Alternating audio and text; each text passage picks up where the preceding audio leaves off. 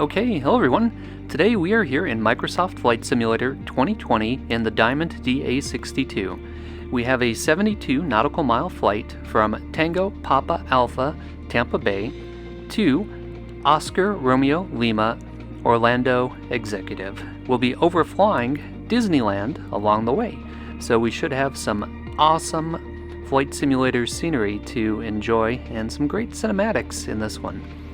I've talked a lot about Flight Simulator's ATC system, so we'll be looking at that in a little bit more detail and talking about some of the quirks of it in this video, and we'll also be using some of the assistance features like the evaluation checklist feature to help us get started up and shut down. So with that said, let's hop into the cockpit and get started.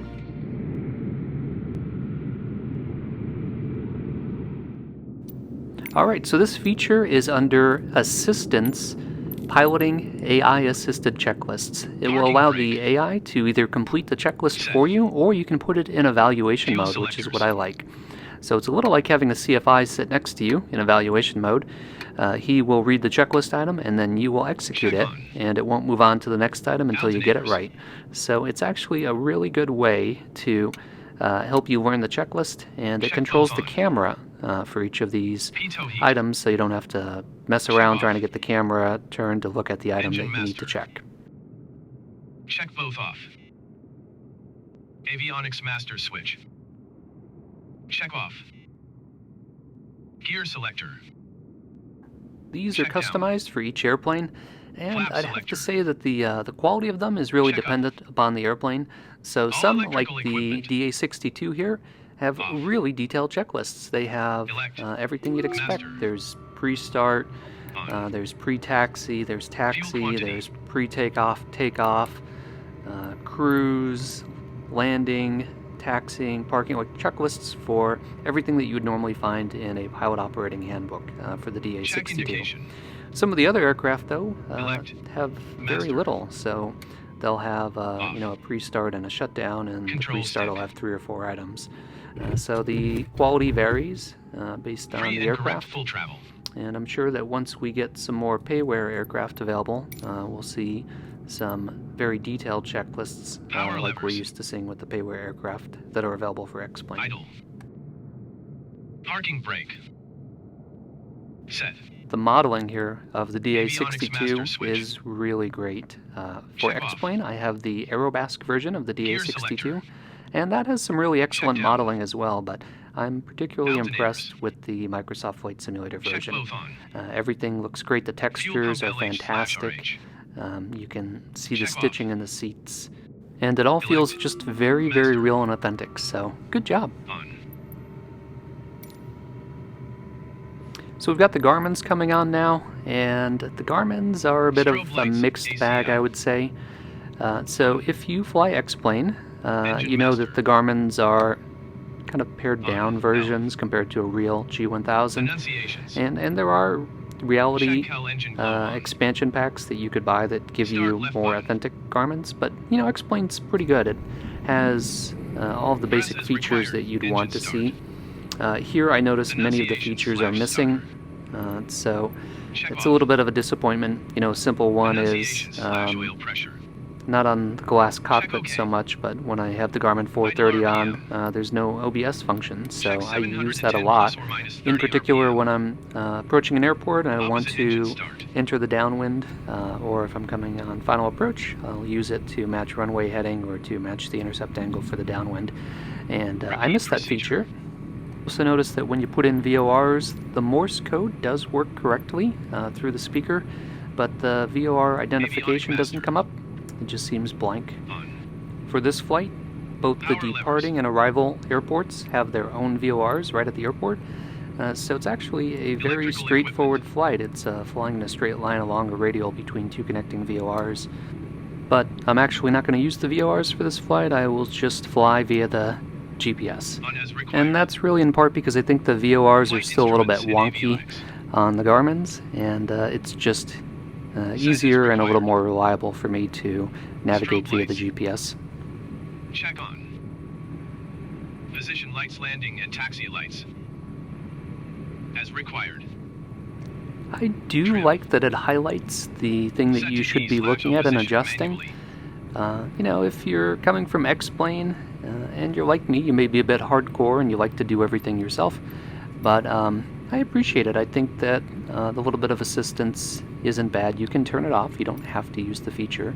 But when you're getting in a aircraft that you haven't flown a lot, like the DA62, spending a lot of time trying to figure out where on Earth everything is time you could be flying. So it's nice to get through the checklist quickly, learn it. You know, after you do it a few times, you'll know where everything is and you won't need the assistance.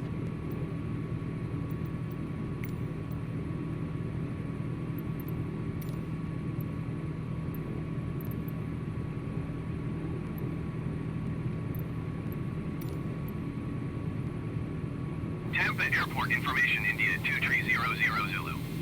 Wind calm. Visibility 10 in heavy rain.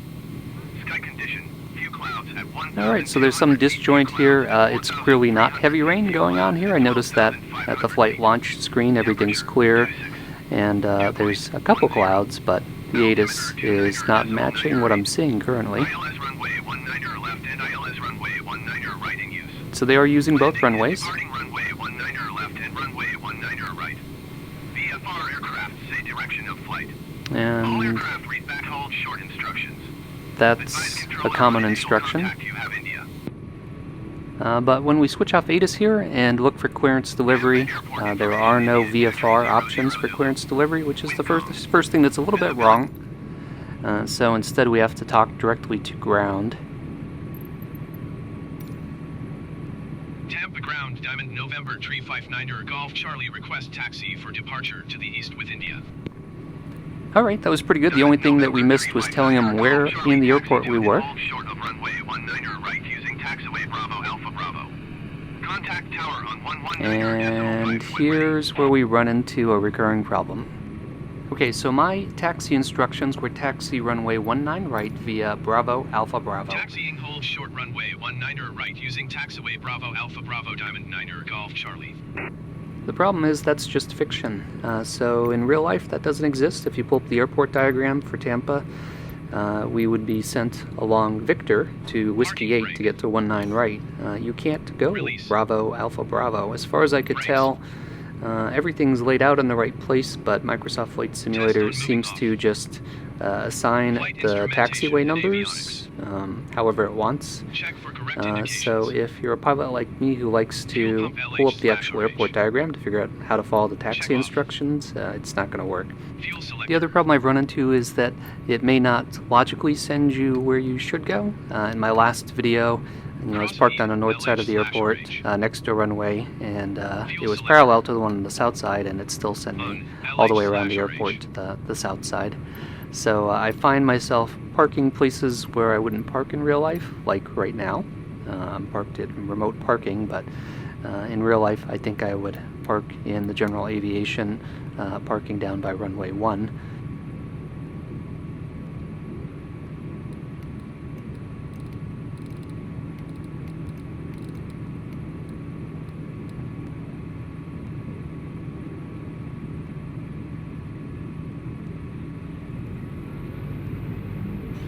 So you can see I've got, I think that was an Airbus taxiing in front of me. So normally, light general aviation craft wouldn't be parked in the same place as an Airbus, and we wouldn't both be probably sharing the taxiway.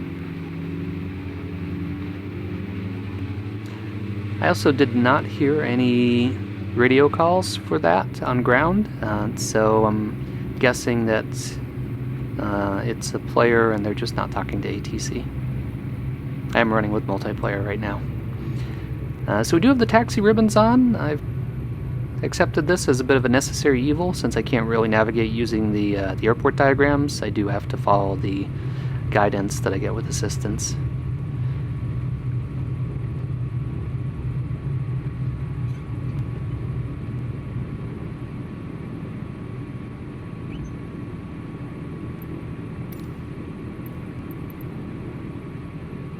Parking brake.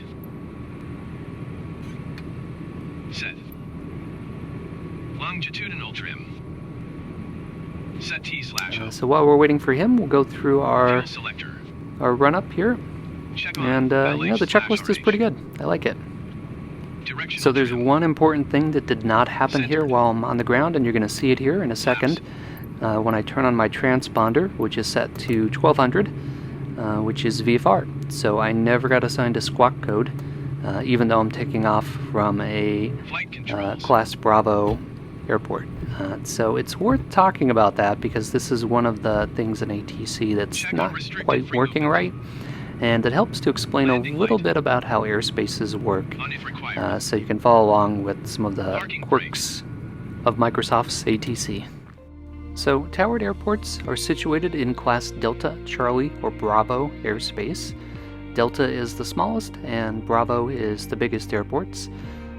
Tampa is a Bravo, so you can tell that because it's got these solid blue lines encircling it, so remember blue for Bravo, solid blue.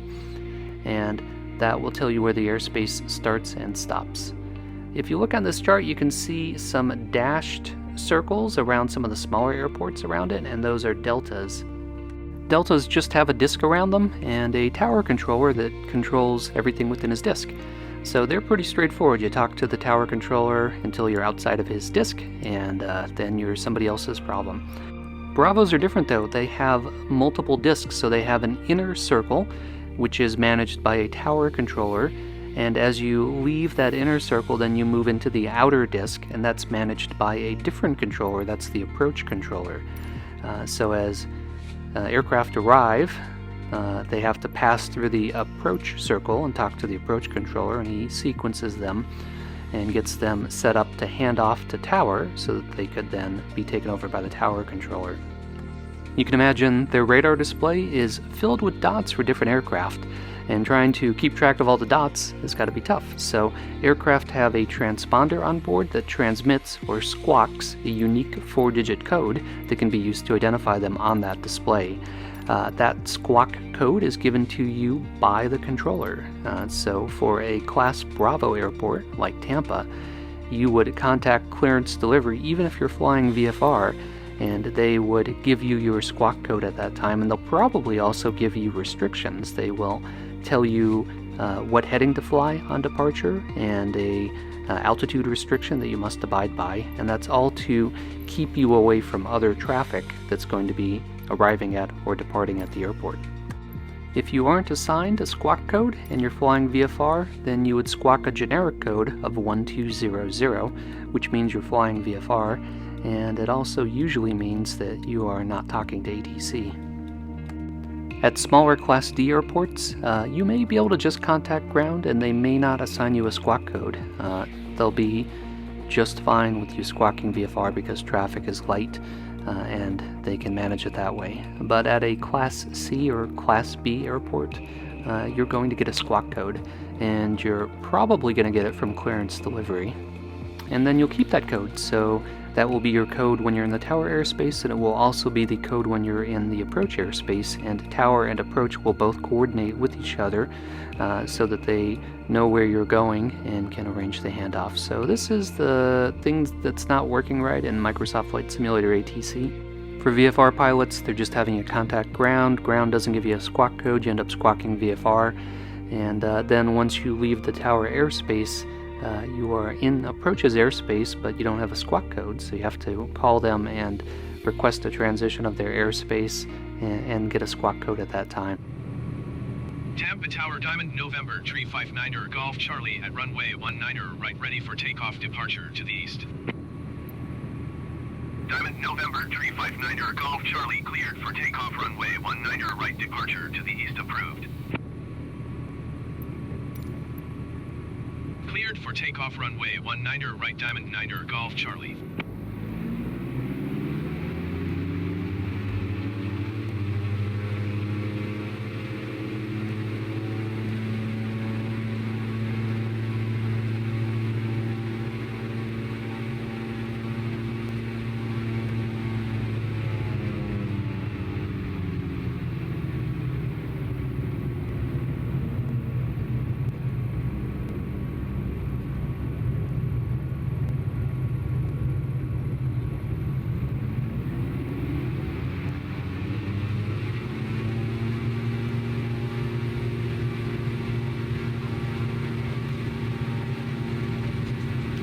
So I will say that I did a flight out of this airport on another day, and I was taking off on this runway while another actual player was taking off on the parallel runway, and ATC gave us both clearance, gave me clearance first, and then gave the second person clearance, and then it told the second person, caution, parallel traffic on runway 19 right, type DA62, which was brilliant. I loved it. So I'm complaining a bit about the ATC here, but sometimes it does stuff totally unexpected like that, which is exactly what you would expect in real life. You would get caution for parallel takeoffs and landings, and it called me out to the other player, which was really cool, so I like that.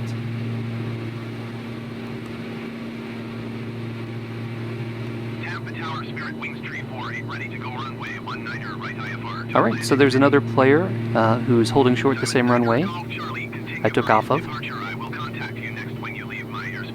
Okay, that ATC call wouldn't happen. I'll talk about that in a minute. But he's having him taxi into position and hold because I still haven't made my turn, which is really awesome. So it's not just basing it on ATC calls, but it's actually paying attention to where my aircraft is. So that I like.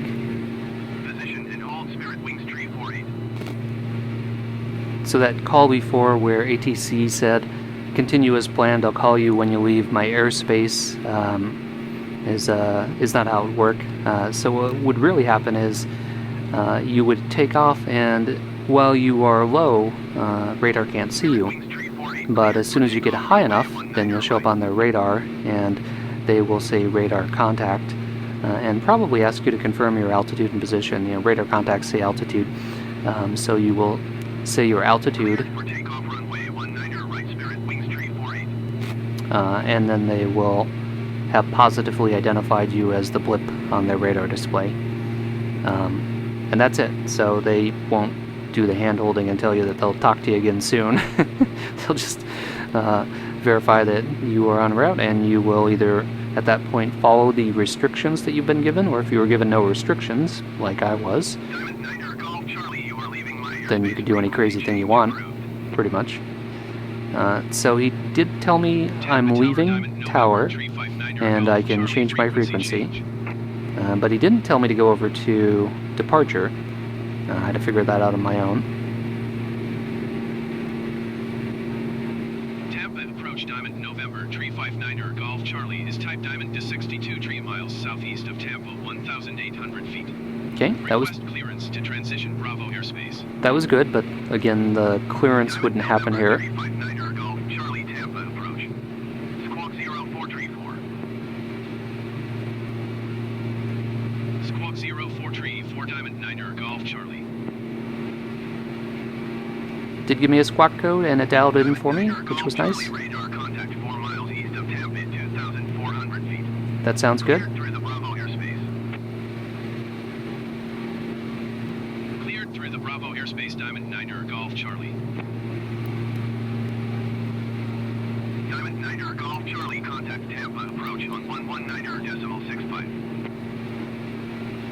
And here I'm making some turns, and it seems like I must be right on the border of two different approach controllers, so it's toggling me back and forth in frequencies.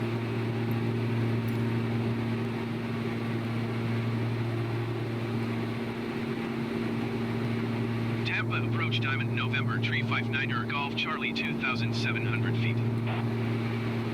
Diamond November, tree 59er Golf Charlie, Tampa approach, continue as planned. Altimeter 29.908.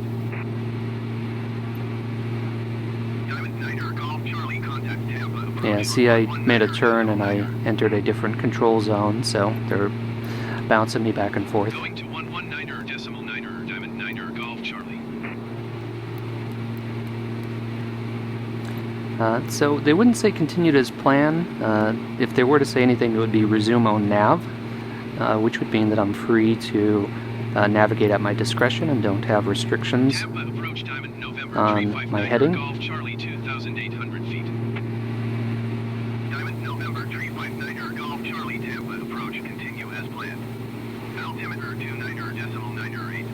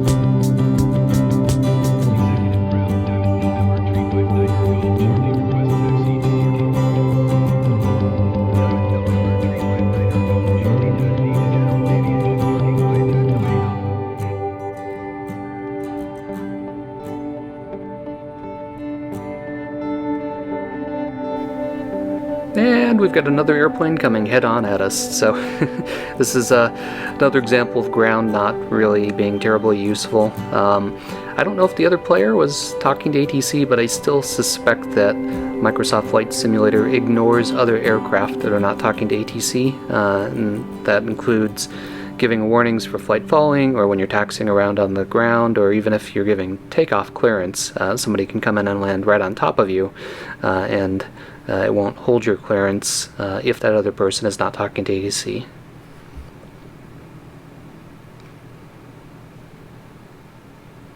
Alright, so we will go through the parking shutdown checklist, staying in evaluation mode. Avionic master. Off.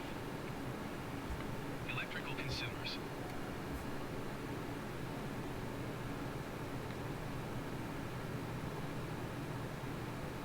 Some of these get a little stuck and I have to click on autocomplete, like that one. Engine master. But most things work the way that I expect. Off. Anti-collision lights.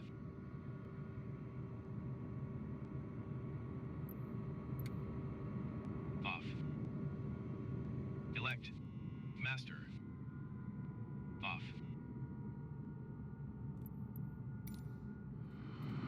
Alright, well that was a lot of fun. I hope you enjoyed the cinematics. I think I finally figured out how to use the drone camera. So that wasn't one of my best landings, but I've got to get used to flying the Diamond. I certainly enjoyed the sunset though. You know, you can't beat just how realistic things look in Microsoft Flight Simulator, and I do enjoy all of the other traffic that I see, even if all of the quirks of multiplayer haven't been worked out yet for ATC. So, as always, thanks a lot for flying along with me, and stay tuned for further flight adventures.